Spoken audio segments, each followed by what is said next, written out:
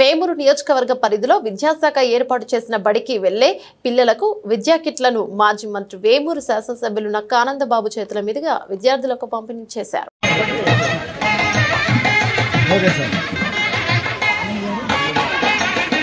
Very good sir. Sharmila Rani Rishi సర్వీశ్రీ. Next JV Vemuru నుంచి వర్షిత మహిత.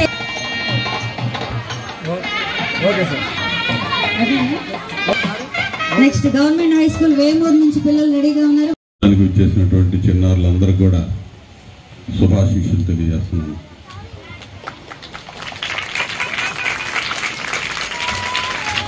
ఎమ్మెల్యేగా ఎన్నికైన తర్వాత 3వ పర్యాయం నియోజకవర్గానికి ఎన్నిక కావడం జరిగింది. ఓ మంచి కార్యక్రమం మొన్న 1వ తేదీ చంద్రబాబు నాయుడు గారి నేతృత్వంలో సామాజిక భద్రతను కోరి ఇచ్చినటువంటి పెన్షన్లో ఓ బ్రహ్మాండమైనటువంటి కార్యక్రమంలో పాల్గొన్నాను 5 మండలాల్లో. ఆ తదుపరి 2వ కార్యక్రమంగా ఈ చిన్నారులకు కిట్లు అందజేసేటటువంటి కార్యక్రమం. ఒక చక్కటి కార్యక్రమానికి రావడం అనేది నాకు సంతోషంగా ఉందని చెప్పి తెలియజేస్తున్నాను. ఇందాకే ఎంఈఓస్ పెద్దలు చెప్పారు.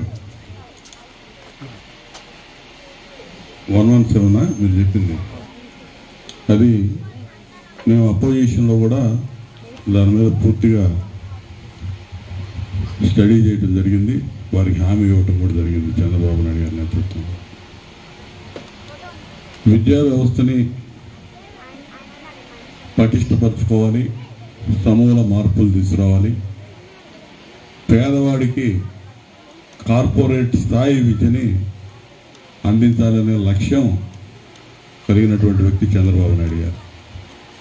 అది ఈరోజు కాదు, ఇవాళ చంద్రబాబు నాయుడు గారు ముఖ్యమంత్రి 4వ పర్యాయం అయ్యాడు.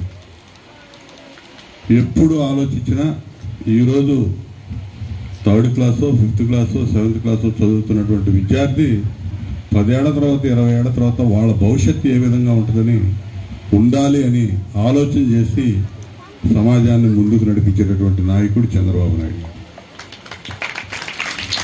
ఈరోజు ఆలోచించి పబ్బం గడుపుకొని పోవడం అనే టైప్ కాదు. దూరదృష్టి, ముందు చూపు, విజనరీ ఉన్నటువంటి నాయకుడిగా ఇవాళ చంద్రబాబు నాయుడు గారు మళ్ళీ కావాలని చెప్పి ప్రజలు కోరుకొని 5 ఏళ్ల క్రితం ఏదైతే తప్పు చేశారో అటువంటి వ్యక్తి పరిపాలనకు అసలు ఏమాత్రం పనికిరాడని చెప్పి ఘోరాతి ఘోరంగా ప్రజలు ఓడించారు.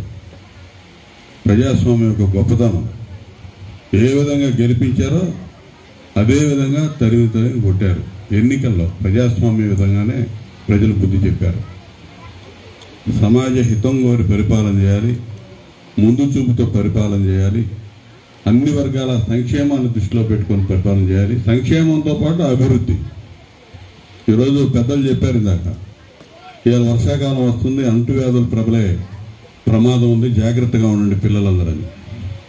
మన వేమూరు నియోజకవర్గంలో ఈ వైరస్ సీజనల్ ఫీవర్స్ కానీ సీజనల్ డిసీజెస్ మొట్టమొదటిగా వచ్చేది మన నియోజకవర్గంలో గతంలో.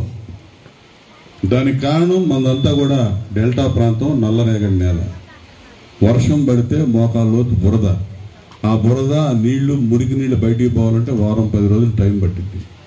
అటువంటి పరిస్థితుల్లో ఈరోజు గ్రామంలో ఉన్నటువంటి పల్లెలన్నీ కూడా సిమెంట్ రోడ్లు మయమైందంటే ఆ రోజు చంద్రబాబు నాయుడు గారి సహకారంతో నేను ఆ రోజు నిర్మాణం చేసినటువంటి రోడ్ల వల్ల ఈరోజు కొంత తప్పించుకున్నాం. ఆ సీజనల్ డిసీజెస్ నుంచి కొంత రక్షణ పొందామంటే ఆ రోజు మనం చేసుకున్న అభివృద్ధి ప్రధాన కారణం అని చెప్పి నేను మీకు తెలియజేస్తున్నాను.